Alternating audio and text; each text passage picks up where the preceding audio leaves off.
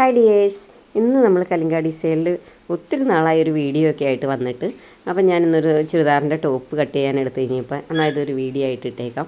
നിങ്ങൾക്ക് ഉപകാരപ്രദമാകുന്ന കുറച്ച് കാര്യങ്ങൾ നമുക്ക് സംസാരിക്കാം. കാരണം എന്താണെന്ന് വെച്ചിട്ടുണ്ടെങ്കിൽ, നിങ്ങൾ ഒരു ബിഗിനേഴ്സായ തയ്യൽക്കാരൊക്കെ ആണെങ്കിൽ നിങ്ങൾ റൈറ്റ് പറയാൻ നിങ്ങൾക്ക് മടിയുള്ള ആൾക്കാരാണോ? ഞാൻ അങ്ങനെയായിരുന്നു കേട്ടോ. എനിക്ക് ഷോപ്പ് തുടങ്ങിയ കാലം മുതൽ ഇപ്പം നമ്മൾ ഒരു 3-4 മാസം മുമ്പ് ഷോപ്പ് ഞാൻ നിർത്തുന്നവരെയും എനിക്ക് കൺഫ്യൂഷനായിരുന്നു. നമ്മൾ പറയുന്ന റേറ്റ് കൂടുതലാണോ നമ്മൾ അവരോട് മേടിക്കുന്നത്? കാരണം രാത്രി 12 മണി 1 മണി വരെയൊക്കെ ഷോപ്പിലിരുന്ന് നമ്മൾ തയ്ച്ചു കൊടുക്കുന്ന ഇതായാലും നമുക്ക് റേറ്റ് പറയാനൊരു അവർക്ക് ഇനി എന്തെങ്കിലും തോന്നുമോ, അങ്ങനെയൊക്കെയുള്ള പ്രശ്നങ്ങളുള്ള ഒരാളായിരുന്നു ഞാനും. നിങ്ങൾക്കും അങ്ങനെയൊക്കെ ഉണ്ടോ? ഒരു കാരണവശാലും നമ്മൾ അങ്ങനെ ചിന്തിക്കരുത്. കാരണം എന്താണെന്ന് വെച്ചിട്ടുണ്ടെങ്കിൽ, ഇന്ന് കൊണ്ട് തന്നെ ആൾക്കാർ നാളെ നമ്മുടെ അടുത്ത് കൊണ്ടുവരണമെന്നുള്ളൊരു വ്യക്തമായിട്ടുള്ള ധാരണയോ അങ്ങനെയുള്ള ഒരു പേടിയോ കാര്യങ്ങളോ ഒന്നും വേണ്ട. നമ്മുടെ തയ്യൽ നല്ലതാണെങ്കിൽ നമ്മളെ തേടി ആൾക്കാർ വരും. അപ്പോൾ നമ്മളുടെ ചെയ്യുന്ന ഒരു വർക്ക് നമ്മൾ ഫിനിഷിംഗ് ആയിട്ടാണ് ചെയ്ത് കൊടുക്കുന്നതെങ്കിൽ നമുക്ക് അത് എല്ലാവരും മേടിക്കുന്ന പോലെ കത്തിയായിട്ട് മേടിക്കണം എന്നല്ല പറഞ്ഞത്, നമ്മുടെ ഏരിയയിലൊരു വില നിശ്ചയിച്ചിട്ടുണ്ടാവും. അപ്പോൾ ആ വില പറഞ്ഞ് നമ്മൾ മേടിക്കാൻ എന്നും നമ്മൾ പ്രാപ്തരാകുന്നു, അന്നാണ് നമുക്ക് ജീവിതത്തിൽ വിജയം ഉണ്ടാവുള്ളൂ. കാരണം ഞാൻ ഷോപ്പ് നിർത്തിയപ്പിനെയാണ് എനിക്ക് അങ്ങനെ ഒരു പ്രാപ്തി എൻ്റെ ജീവിതത്തിൽ വന്നത്. ഷോപ്പ് ഉണ്ടായിരുന്ന സമയത്ത് എനിക്ക് അത്രയും ധൈര്യം ഉണ്ടായില്ല ആൾക്കാരോട് പറയാനായിട്ട്. ഇന്ന് ഞാൻ എൻ്റെ വീട്ടിലിരുന്നാണ്. കാരണം വീട്ടിലിരുന്ന് ചെയ്യാൻ തുടങ്ങിയപ്പോൾ എൻ്റെ മൂല്യം എന്താണെന്ന് എനിക്ക് തിരിച്ചറിയാൻ പറ്റി. കാരണം എൻ്റെ ഷോപ്പിൽ കൊണ്ടുവന്ന ആൾക്കാർ 2-3 കിലോമീറ്റർ മാറിയിട്ടാണ് ഞാൻ താമസിക്കുന്ന എൻ്റെ വീട്. അവിടെ എനിക്ക് എൻ്റെ ഷോപ്പിൽ തയ്ക്കാൻ തന്നിരുന്ന ആൾക്കാർ, സ്ഥിരമായി തയ്ച്ചുകൊണ്ടിരുന്നവർ എന്നെ വിളിച്ച് എൻ്റെ വീട്ടിൽ കൊണ്ടുവന്ന് തന്ന് തയ്ച്ചു കൊണ്ടുപോകുന്ന ആൾക്കാരുണ്ട്. അപ്പം നമ്മളുടെ മൂല്യം എന്താണെന്നുള്ളത് മനസ്സിലാക്കാൻ എനിക്ക് ഒത്തിരി വർഷങ്ങൾ വേണ്ടി വന്നു. പിന്നെ എനിക്ക് ഭയങ്കര ടെൻഷനും ഇതൊക്കെ ഉള്ള ആളാണ്. കാരണം നമ്മളിപ്പോൾ റേറ്റ് പറഞ്ഞിട്ടുണ്ടെങ്കിൽ അവർക്ക് അത് കൂടുതലായി പോയോ.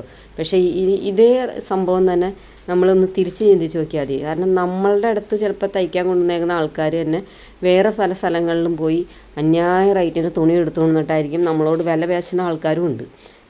കാരണം അവർ 1000-2000 രൂപയുടെ മെറ്റീരിയൽ എടുത്തുകൊണ്ട് വന്നിട്ട് തയ്ക്കാൻ കൊണ്ടു തരുമ്പോൾ തയ്യലിൻ്റെ റേറ്റ് പറഞ്ഞു കഴിയുമ്പോൾ ചില ആൾക്കാർ പറയും, അയ്യോ ഇത് കുറച്ച് തന്നൂടെ എന്നൊക്കെ ചോദിക്കുന്ന ആൾക്കാരുണ്ട്.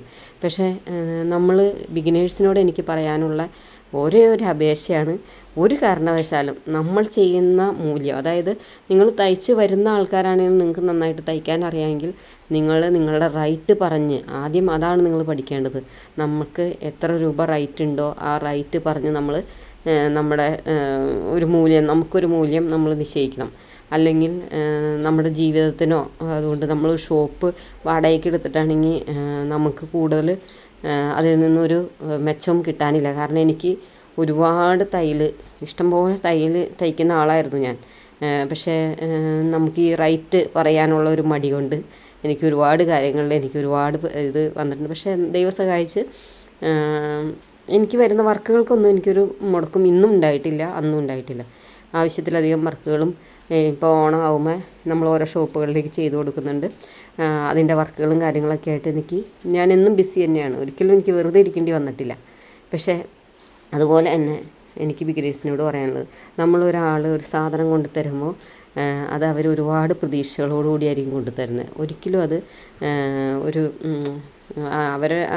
ഒരു തുണി എന്നുള്ള ഒരു കൺസെപ്റ്റിൽ വെറുതെ കരൂര വെട്ടിക്കൂട്ടി കളയാതെ ഓരോ മനുഷ്യർക്കും ഓരോ ഷേപ്പും കാര്യങ്ങളും ഉണ്ട്. അതിനനുസരിച്ച് അവർ ആഗ്രഹിക്കുന്ന രീതിയിൽ വൃത്തിയായിട്ട് വേണം നമ്മൾ തയ്ച്ചു കൊടുക്കാൻ. എന്നിട്ട് വേണം നമ്മുടെ മൂല്യം എത്രയാണെന്ന് വെച്ചാൽ നമ്മൾ അവരോട് പറയാനായിട്ട്. കാരണം വളരെ കുറച്ച് ആൾക്കാർ മാത്രമായിരിക്കാം വില പേശുന്ന ആൾക്കാരും കാര്യങ്ങളൊക്കെ ഉള്ളൂ.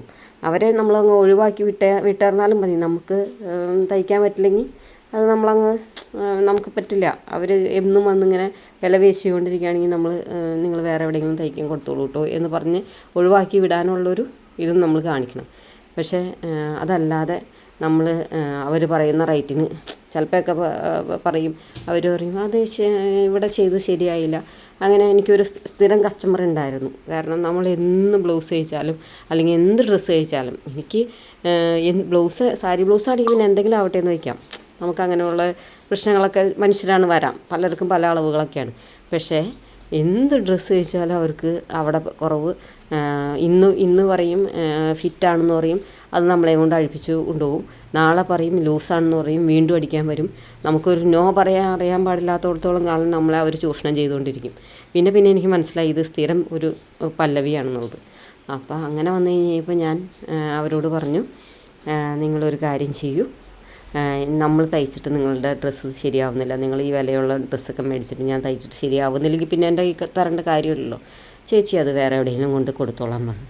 1-2 പ്രാവശ്യം വേറെ സ്ഥലങ്ങളിലൊക്കെ കൊണ്ട് കൊടുത്തുകൊണ്ട് വീണ്ടും എൻ്റെ അടുത്ത് തന്നെ കൊണ്ടുവന്നേക്കാണ്. സാറില്ല, നീ തന്നെ തയ്ച്ചാൽ മതി, ഇനിയിപ്പോൾ അവിടം വരെ കൊണ്ട് കൊടുക്കാൻ ആളില്ല, നീ തൊട്ടടുത്തിരുന്ന് തയ്ക്കാല്ലേ, നീ തന്നെ തയ്ച്ചാൽ മതി എന്ന് പറഞ്ഞ് നമ്മുടെ അടുത്ത് തന്നെ വീണ്ടും കൊണ്ടുവരാൻ തുടങ്ങി. അപ്പോൾ ഞാൻ പറയും, ചേച്ചി എനിക്ക് ഇത് അഴിച്ചുകൊണ്ടിരിക്കാൻ സമയമില്ല, ഞാൻ ചേച്ചിയുടെ അളവിന് ഞാൻ തയ്ച്ചു തരും, ചേച്ചിക്ക് ഇടാൻ പറ്റുന്നുണ്ടെങ്കിൽ മാത്രം ഇവിടെ തയ്ക്കാൻ തന്നത്, എനിക്ക് അഴിച്ച് പിടിച്ചുകൊണ്ടിരിക്കാൻ സമയമില്ല എന്ന് ഞാൻ റിട്ടേൺ നോ പറഞ്ഞു തുടങ്ങിയപ്പോൾ പിന്നെ ആൾക്കൊരു പ്രശ്നമില്ല. നമ്മൾ തയ്ച്ചു കൊടുക്കുന്ന അതേ സെറ്റപ്പിൽ ഇട്ടുകൊണ്ട് ഒരു കുഴപ്പമുണ്ടാവില്ല. എന്നാലും ആൾക്ക് എന്തെങ്കിലും സംശയം, ഇങ്ങനെയുള്ള കസ്റ്റമേഴ്സും നമ്മുടെ ജീവിതത്തിലൂടെ കടന്നു പോകാം. പക്ഷേ നമ്മൾ നന്നായിട്ട് തയ്ച്ചു കൊടുത്തെങ്കിൽ നമുക്കൊരു കോൺഫിഡൻസ് ഉണ്ട്, നമ്മളത് അവരിട്ട് കാണണം. എപ്പോഴും ഒരു കസ്റ്റമർ വന്ന് ഡ്രസ്സ് നമ്മുടെ കയ്യിൽ നിന്ന് തയ്ച്ചുകൊണ്ടുപോയി അവരോട് നമ്മുടെ വീട്ടിൽ നിന്ന് പോണതിന് മുമ്പ് അല്ലെങ്കിൽ ഷോപ്പിൽ നിന്ന് പോണതിന് മുമ്പ് അവരത് ഇട്ട് സാറ്റിസ്ഫാക്ഷനായിട്ട് വേണം അവരെ നമ്മൾ പറഞ്ഞു വിടാൻ. അല്ലാതെ വീട്ടിൽ പോയി ഇട്ടിട്ട് വരാമെന്നൊന്നും പറഞ്ഞ് ഇട്ടിട്ടുണ്ടെങ്കിൽ അവർക്ക് 100,000 കംപ്ലൈൻറ്റും കാര്യങ്ങളായിരിക്കും. അതുപോലെ തന്നെ നമ്മൾ നമ്മുടെ സമയത്തിന് ഉള്ള ഒരു മൂല്യം എപ്പോഴും നമ്മുടെ ജീവിതത്തിൽ നമ്മൾ കൊടുത്തിരിക്കണം. നമ്മൾ ഇത്ര ടൈം ഉപയോഗിച്ച് ഒരു വർക്ക് ചെയ്യുന്നുണ്ടെങ്കിൽ അതിൻ്റെ അനുസരിച്ചുള്ള ക്യാഷ് നമ്മൾ മേടിക്കാൻ തയ്യാറാവണം. അതുപോലെ തന്നെ നമ്മളൊരു തുണി നമ്മൾ നമ്മുടെ ജീവിത മാർഗമാണ് എന്നുള്ളൊരു ലക്ഷ്യത്തോടെ, അതായത് ഒരു തുണി ഒരു കസ്റ്റമർ കൊണ്ടു തരുമ്പോൾ അവർ നമ്മുടെ ദൈവമാണ്. അപ്പോൾ അവരോട് മാന്യമായ രീതിയിൽ നമ്മൾ സംസാരിക്കാനും ദേഷ്യപ്പെടാതെ, കാരണം അവർക്ക് എന്തെങ്കിലും ആവശ്യമുണ്ടെങ്കിലൊക്കെ നമ്മൾ ഇപ്പോൾ എന്തെങ്കിലും മിസ്റ്റേക്കുകൾ പറഞ്ഞാൽ ചെയ്തു കൊടുക്കണം. അതുപോലെ തന്നെ ഓൾട്ടർനേഷൻ കൊണ്ടുവരാമെന്ന് പറഞ്ഞാൽ ഒരിടയ്ക്ക് എൻ്റെ അടുത്ത് പഴയത് നമ്മൾ ഒന്നും പറയാതിരിക്കുമ്പോൾ പഴയ ഡ്രസ്സുകൾ ഒരു സ്ഥലത്ത് എടുക്കില്ല, ഒരു കടക്കാരും എടുക്കില്ല. നമ്മുടെ കടയിൽ മാത്രമാണ് എന്തെങ്കിലും പഴയ ഡ്രസ്സുകളൊക്കെ കൊണ്ടുവന്നു കഴിഞ്ഞാൽ ഇത് ചെയ്ത് കൊടുക്കുക. അതുപോലെ പുതിയ ഡ്രസ്സ് മേടിച്ചാൽ ഓൾട്ടർനേഷൻ ചെയ്യാൻ നമ്മുടെ അവിടെയുള്ള തയ്യൽക്കാർക്കൊക്കെ മടിയായിരുന്നു. എൻ്റെ കടയിലാണ് എല്ലാവരും കൊണ്ടുവരുന്നത്. ഞാൻ നോ പറയാറില്ല, കാരണം നമ്മൾ ഈ വർക്കായിട്ടിരിക്കുന്ന ആൾക്കാരാണ്. അതുകൊണ്ട് നമ്മൾ ചെയ്യേണ്ടത് നമ്മുടെ ഉത്തരവാദിത്തമാണെന്നുള്ളൊരു ഇതിലാണ് ഞാൻ എടുത്തുകൊണ്ടിരുന്നത്. പക്ഷേ അങ്ങനെ എടുക്കുമ്പോൾ എന്താ പ്രശ്നം എന്ന് വെച്ചിട്ടുണ്ടെങ്കിൽ ഇവർ വീട്ടിലുള്ള എല്ലാ പഴയ ഡ്രസ്സുകളും ഓൾട്ടർ ചെയ്യാനും അടിക്കാനും ഉള്ളതും വണ്ണം കൂടിയത് കുറയ്ക്കാനുള്ളതും വണ്ണം കുറഞ്ഞത് കൂട്ടാനുള്ളതും ഇങ്ങനെ ഒരുപാട് കൊണ്ടുവരാൻ തുടങ്ങി. അപ്പോൾ അങ്ങനെ വരുമ്പോൾ നമ്മുടെ തയ്ക്കാനുള്ള സമയം ഈ അഴിച്ച് പിഴിച്ച് പോയിക്കൊണ്ടിരിക്കുകയാണ്. അങ്ങനെ എൻ്റെ ഹസ്ബൻഡ് എന്നെ നിരന്തരം വഴക്ക് പറയാൻ തുടങ്ങി. എന്തിനാണ് നീ ഇങ്ങനെ എടുക്കുന്നത്, നിനക്ക് ആവശ്യത്തിൽ കൂടുതൽ തയ്ക്കാനുണ്ട്, അതിൻ്റെ ഇടയ്ക്ക് ഈ അഴിച്ച് പിഴിച്ച് നിനക്ക് എന്താ അത് പറയാൻ പറ്റാത്തതെന്ന് കഴിക്കാൻ. അപ്പോൾ ഞാൻ പിന്നെ നോക്കി കഴിഞ്ഞപ്പോൾ എന്തായാലും എൻ്റെ ഒരു സാഹചര്യം വന്ന സമയത്ത് എന്നെ ഒത്തിരി ഒരു സാഹചര്യം എന്ന് പറഞ്ഞാൽ എൻ്റെ മകൾക്കൊരു വയ്യായിക വന്നു കഴിഞ്ഞപ്പോൾ എന്നെ നമ്മുടെ നാട്ടിലുള്ള ഒരുപാട് പേര് സഹായിച്ചിട്ടുണ്ട്. അതിലാരെങ്കിലും ആണോ ഈ കൊണ്ടുവരുന്ന ആൾക്കാർ ഡ്രസ്സ്, നമുക്കറിയില്ല ആരൊക്കെ നമ്മളെ സഹായിച്ചിട്ടുണ്ടെന്ന്. അപ്പോൾ അങ്ങനെ ഒരു സഹായം ഞാൻ കൈപ്പറ്റിയത് കൊണ്ട് എനിക്ക് അവരോടൊന്നും നോ പറയാൻ പറ്റാത്തൊരു സാഹചര്യമായിരുന്നു. അത് കഴിഞ്ഞ് ഷോപ്പ് നിർത്തി ഞാൻ വീട്ടിൽ വന്നതിന് ശേഷം പിന്നെ ആരെങ്കിലും ഓൾട്ടർനേഷൻ കൊണ്ടുവരുമ്പോൾ ഞാൻ ഇത്ര രൂപയാണ് ഓൾട്ടർനേഷൻ എന്ന് പറഞ്ഞിട്ടേ ഞാൻ ഓൾട്ടർനേഷൻ എടുക്കാറുള്ളൂ. പിന്നെ പഴയ സാധനങ്ങൾ കൊണ്ടുവന്നാൽ എനിക്കിങ്ങനെ കടകളിലേക്ക് നമ്മൾ ടോപ്പുകളൊക്കെ അടിച്ച് സെയിൽ ചെയ്യുന്നുണ്ട്, അതുകൊണ്ട് എനിക്ക് ടൈം ഉണ്ടാവില്ല ചെയ്തു തരാൻ എന്ന് പറഞ്ഞ് സ്നേഹത്തോടു കൂടി തന്നെ ഞാൻ ഒഴിവാക്കാറാണ് പതിവ്.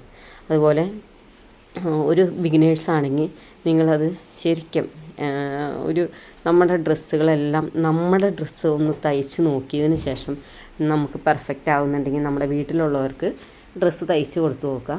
അതും പെർഫെക്റ്റ് ആവുന്നുണ്ടെങ്കിൽ മാത്രം നമ്മൾ പുറമേ നിന്ന് ഓർഡറുകൾ എടുത്ത് ചെയ്യാവുന്നതാണ് നമുക്ക് ഡ്രസ്സുകൾ. നല്ല വരുമാനമുള്ള ഒരു മേഖലയാണെന്ന് തയ്യൽ മേഖല. കാരണം ഇന്ന് പല ആൾക്കാരും അവരുടെ ജോലി വരെ ഉപേക്ഷിച്ച് ഈ തയ്യലെന്നുള്ള ഒരു ബോട്ടിക് എന്നുള്ളൊരു മേഖലയിലേക്ക് ഇറങ്ങിക്കൊണ്ടിരിക്കുകയാണ്. ഒത്തിരി ആൾക്കാരെ എനിക്കറിയാവുന്നവരുണ്ട്. അവർ സ്റ്റാഫിനെ